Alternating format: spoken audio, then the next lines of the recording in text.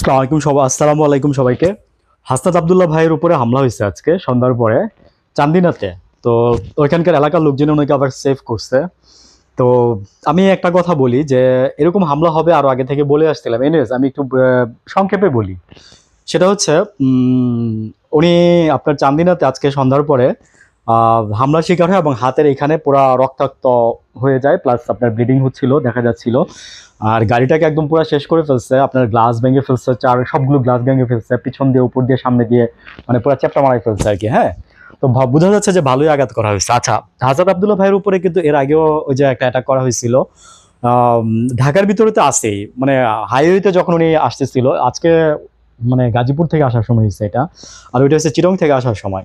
কি হয়েছে যে ওই যে আলিফ ভাই যে মারা গেল যে ইসকনের সময়, ওই আলিফ ভাইয়ের জানাজা পড়ে আসার সময় আসনাদ ভাই ওরা ওরা আপনার এই যে রাস্তার মাঝখানে অ্যাটাক হয়। গাড়ি গাড়ি চেঞ্জ করে, মানে গাড়ি আগে পরে এসে চেঞ্জ করে তারপরেও অ্যাটাক হয়। তো একটা যে ট্রাকটা অ্যাটাক করে ওই ট্রাকটা, আপনার ট্রাক ড্রাইভারটা ছিল আপনার, মানে জানা গেছিল যে পরে এটা আওয়ামী লীগের মানে নেতা আর কি, আওয়ামী লীগের লোকের ওই ট্রাকটা, বড় একটা ট্রাক, ভালো একটা ট্রাক। তো আসলে ওনাকে মেরে ফেলার উদ্দেশ্য তো অনেক আগে থেকেই মনে করেন যে আপনার এর পিছনে ধরেন কাজ করতেছে অবভিয়াসলি, তারপরে ধরেন আওয়ামী লীগ কাজ করতেছে, হ্যাঁ, যারা হাসনাতের, তারপরে বৈষম্য বিরোধী ছাত্র আন্দোলনের মধ্যে একটা পক্ষ মনে করে যে চাচ্ছে হাসনাত না থাক, ঠিক আছে, কিন্তু সাধারণ জনগণ যারা তারা কিন্তু চাচ্ছে যে হাসনাত থাক। হ্যাঁ, তো হাসনাতের শক্তিও কিন্তু এইটাই।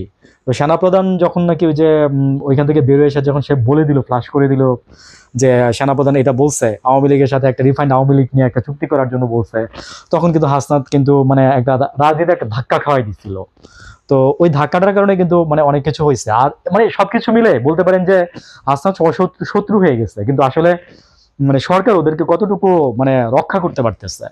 যাদের উপরে দাঁড়ায় আজকে এই যে স্বাধীনতা বলেন, এই যে 24-এর গণ অভ্যুত্থান বলেন, তারপরে হচ্ছে এই যে এতগুলো মানুষের জীবন চলে যাওয়া, সেদিন একটা বাবা, মানে এখন বাতাবি লেবুর যে ফলন বিটিভি দেখেন, ঠিক আছে, সরি এইভাবেই বললাম, ওইখানে অনেক ভালো ভালো জিনিস দেখায়। হ্যাঁ, ভালো ভালো যে একজন শহীদের পিতা, সম্ভবত উনি ফরিদপুর থেকে আসছে, ফরিদপুর না সরি, উনি বোধহয় সম্ভবত যে নওগাঁ থেকে আসছে, বলতেছিল ছেলের দুঃখের কথা, কিভাবে ওনার ছেলে মারা গেছে ঢাকায়, উনি আসতে আসতে উনি খুব স্পিডে গাড়ি চালাইছে, ওনার ছেলেকে উনি জীবিত পায় নাই, লাশ পাইছে, ঠিক আছে। তো আসলে কি জানেন, এই জিনিসগুলো যদি যার হারাইছে সে বুঝবে, বাকি সবাই ভুলে যাবে, এটাই স্বাভাবিক। আর ইউনূস সাহেব, আমি জানি না যে জিনিসগুলোর প্রতি নজর দেওয়া দরকার ছিল সেই জিনিসগুলোর প্রতি উনি যেন কেন নজরই দিলেন না। উনি কি বুঝেন না কিছু, নাকি না না বুঝেও, নাকি বুঝেও ওনার ওনার হাত পা বাঁধা, নাকি ওনার উপদেষ্টার কারণে উনি আজকে পারলেন না, ফেইলিওর করলেন। আসসালামু আলাইকুম, ভালো থাকবেন।